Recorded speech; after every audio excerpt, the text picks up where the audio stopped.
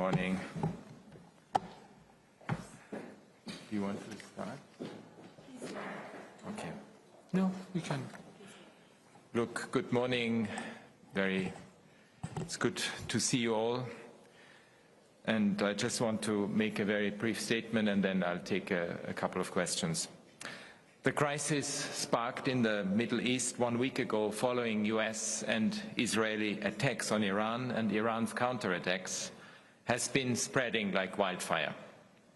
It is causing significant damage in Iran, in Israel, and at least a dozen other countries, mostly in the Gulf, with risks of major economic and environmental ramifications across the world. The world urgently needs to see steps to contain and extinguish this blaze. But instead, we are only seeing more inflammatory, bellicose rhetoric, more bombings, more destruction, killings and escalation that fuels it further. Confusion has also been sown around international law, and some have openly derided the fundamental values of our common humanity. I urge the states involved to take immediate steps to de-escalate, to give peace a chance, and on other states to call clearly on those involved to pull back.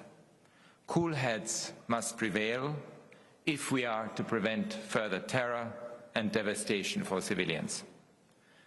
Lebanon is becoming a key flashpoint.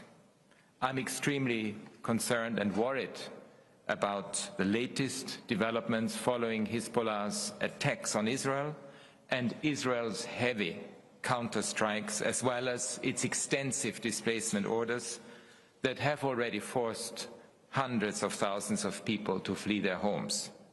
And I call for an immediate cessation of hostilities. Given the magnitude of this crisis, I call on heads of state and government around the world unequivocally to defend, to commit to defending international human rights law, international humanitarian law, and the UN Charter itself. We cannot afford for more powder kegs to ignite. My office will continue to document and draw attention to the situation around this crisis, but we also must not lose sight of other very critical situations that must absolutely not be neglected. Haiti, Myanmar, South Sudan, Sudan itself, the occupied Palestinian territory, and just this morning we issued a statement on the escalating conflict between Afghanistan and Pakistan, and there are many others, and we will obviously work on making sure that we provide you with the information and the analysis that we have from the human rights perspective. Thank you. Thank you, Commissioner. We'll take 3 questions, please. So Olivia, Laurent, and Nina. Thank you very much. Olivia Lepod via Reuters. Could you comment from an international law perspective on your observations of the evacuation orders placed on the south of Lebanon, but also Dahiyeh, the southern suburbs of Beirut, in the past 24 hours? Thank you.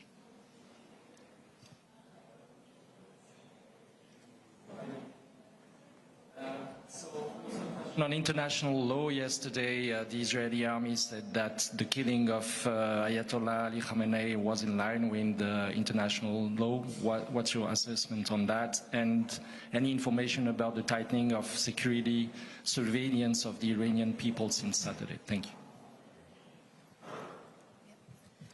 And thank you. I was wondering if you've been able to verify what happened with the school in Minab, who was responsible, and how many, if you have any details on how many people were killed there, and if you think this or other targets are being selected by AI, and what concerns you have around that. Thank you.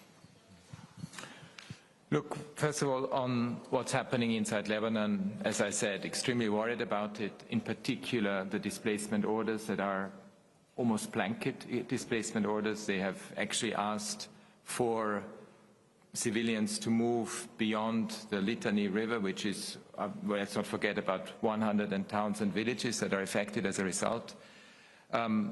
We have always made it absolutely clear that when you actually apply international humanitarian law to this type of situations, it can only be done if you have military necessity and the security of people in mind. At the moment, with these blanket, massive displacement orders, we are talking here about hundreds and thousands of people. Our colleagues on the ground hear every day about the anguish that people face, about not knowing where to go, not knowing how long it will take. Obviously, this raises serious concern under international humanitarian law, and in particular when it comes to issues around forced transfer.